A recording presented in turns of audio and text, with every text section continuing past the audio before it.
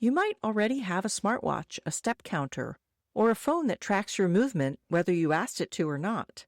And if you're preparing for or recovering from knee replacement, you might be wondering whether these tools actually help or simply add more noise to an already overwhelming process.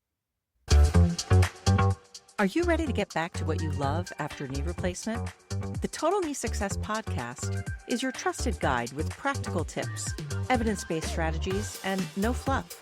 It's not personal medical advice, just solid education to help you manage pain, regain mobility, and get back to living the life you love. Let's dive in.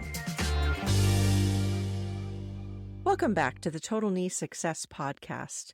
I'm Michelle, and today we're exploring something that has quietly woven itself into daily life, and that's wearable technology. You might already have a smartwatch, a step counter, or a phone that tracks your movement whether you asked it to or not. And if you're preparing for or recovering from knee replacement, you might be wondering whether these tools actually help or simply add more noise to an already overwhelming process.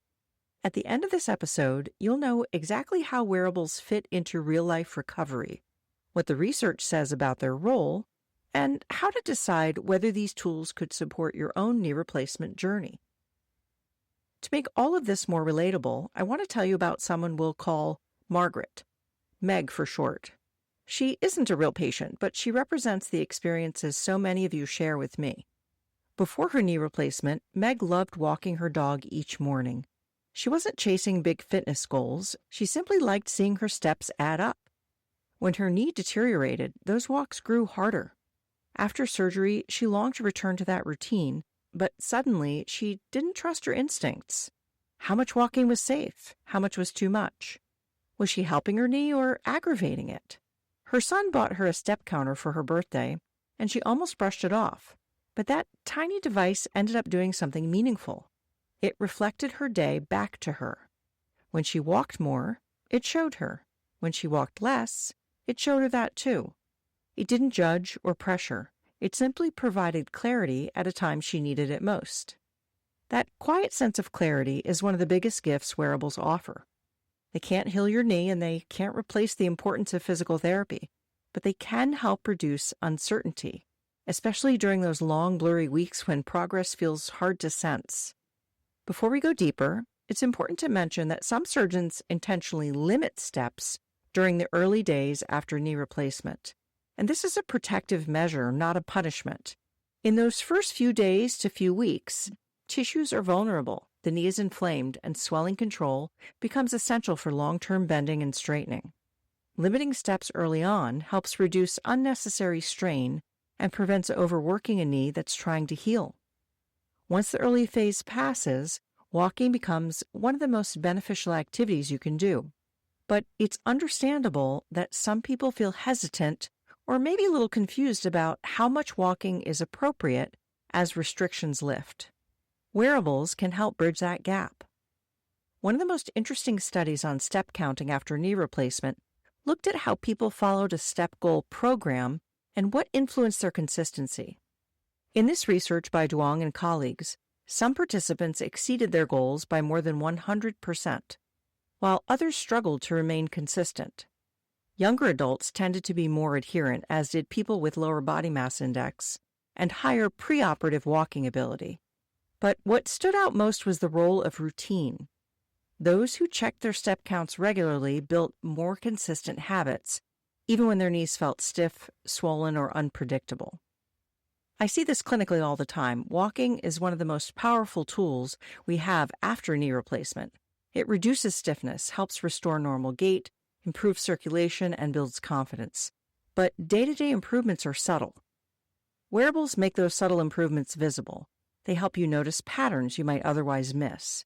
You can see that this week you walked more than last week, even if today your knee feels a bit cranky. Rehab apps offer another layer of support. Many of them include short video demonstrations of exercises, simple ways to track your consistency, and gentle reminders of when it's time to move. And these apps help reduce the mental load of remembering what your therapist demonstrated. In my own clinical practice, I use a system that allows patients to scan a QR code and instantly access videos of their home program. It takes away the guesswork and gives people confidence that they're doing their exercises correctly. And this structured clarity matters. For many people, knowing exactly what to do and having it accessible on their phone helps them stay more engaged. Some apps also allow therapists to monitor your progress between visits. You might log pain levels, stiffness, or your daily step count. When your therapist can see that information, they can adjust your plan with more accuracy. And even outside of the knee replacement world, this model has been studied. A recent telehealth physical therapy trial in adults with knee osteoarthritis, and this is not people recovering from knee replacement, but this study showed that when therapists added step goals to their remote treatment, people significantly increased their moderate to vigorous physical activity levels. This is especially meaningful because many adults with knee osteoarthritis walk less than 10 minutes per week before starting treatment. The takeaway isn't that telehealth replaces in-person therapy, but that structure, guidance, and goal setting matter, whether delivered face-to-face or through a screen. Smart motion sensors and wearable range of motion trackers have become another exciting tool in recovery, and these devices may be straps placed around the thigh and shin or adhesive patches that stick to the skin. Inside them are sensors that measure how far your knee bends and straightens, how smooth your stride is, how much time you spend on each leg, and how balanced your walking pattern has begun. This data can connect to your phone so that you can see your movement in real time. People love this kind of instant feedback, and recovery after knee replacement can feel like watching grass grow. You're working hard, but it's hard to tell if anything's changing. Seeing that your knee is bending even a few degrees more than last week can be incredibly encouraging. These wearable sensors also help therapists identify compensations that you might not feel. You might shift your weight away from the surgical leg without realizing it. You might shorten your stride or avoid fully straightening your knee during each step. These patterns are common and they can influence long-term outcomes. Wearable data helps your therapist target specific weaknesses and refine your exercises so you can move with greater confidence. Privacy concerns are common. Most rehabilitation wearables are designed to track motion, not location. Devices like step counters, range of motion trackers, and smart knee implants generally do not track where you are.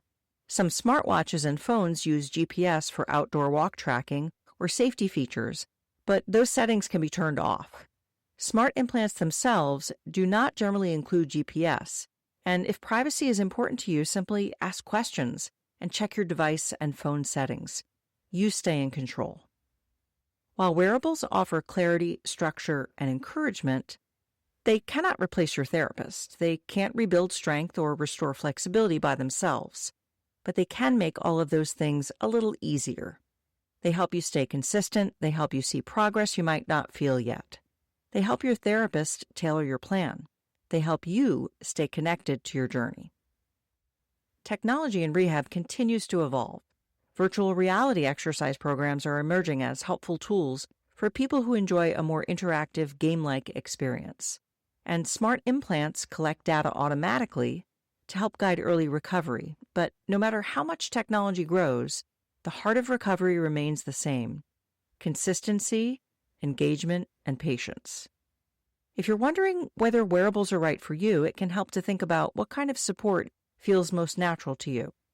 Some people feel empowered when they can see their progress in steps, minutes, or degrees of motion, while others prefer to rely on how their knee feels day to day.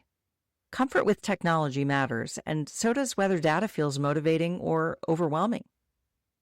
Wearables tend to be the most helpful for people who appreciate structure, accountability, or reassurance when symptoms fluctuate. But you can absolutely recover well without them. Returning to Meg, she eventually realized that her step counter didn't just track her movement, it tracked her courage in movement. It reflected her choices during a time when her knee felt unpredictable. It showed her that even on tough days, she was still putting one foot in front of the other. And that's what I want to leave you with today. Progress after knee replacement comes in many forms. Some days you feel it directly. Other days, your wearable is the one that notices for you. Both kinds of days matter. If you'd like to explore examples of the devices we talked about today, you can visit totalkneesuccess.com. and use our Amazon affiliate links. If you choose to purchase through those links, I may receive a small commission at no additional cost to you, and your support helps keep this podcast free and accessible.